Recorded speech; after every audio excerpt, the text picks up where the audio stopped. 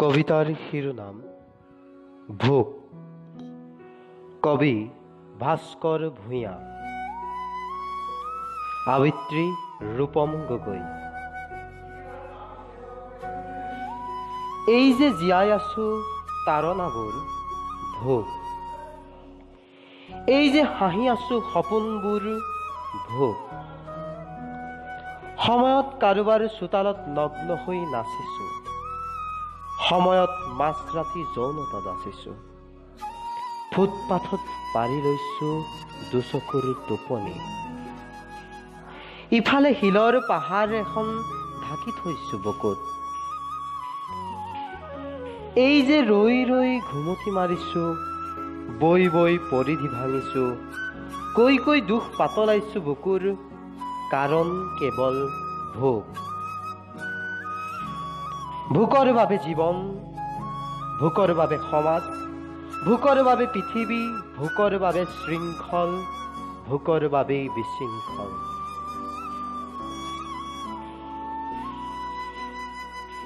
ঈশ্বৰৰ ভোক আছে বাবেই ভক্তৰ উপচাৰ,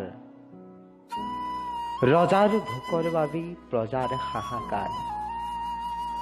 আচলতে ভোক পৃথিৱীৰ প্ৰথম বাসনা, ভোক সভ্যতাৰ প্ৰথমটো অসুখ, ভোক সাহিত্যৰ প্ৰথমটো স্তৱক, ভোক সংগীতৰ প্ৰথমটো লহৰ, ভোক আদালতৰ প্ৰথমটো গোচৰ।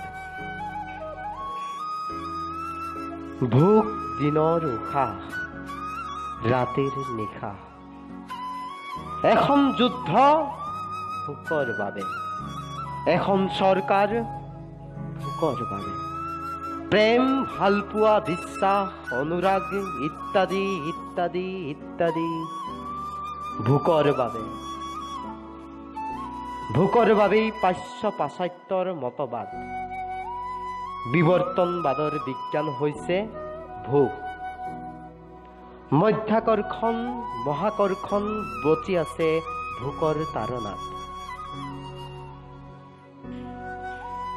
এহাল প্ৰেমিকে ডাষ্টবিনত পেলাই দিছিল যৌৱনৰ প্ৰথমটো ভোগ, আৰু সেই ভোকক বখলিয়াই খাইছিল ৰাজপথৰ কুকুৰে। ভোক প্ৰত্যেকটো জীৱনৰ প্ৰতিটো ছেকেণ্ডৰ এটি এটি স্পন্দন।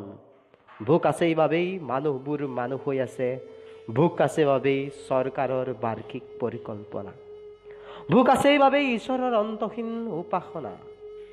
কিন্তু ভোকৰ এটা স্থিৰ সংজ্ঞা নাই, যিদৰে স্থিৰ সংজ্ঞা নাই জীৱনৰ।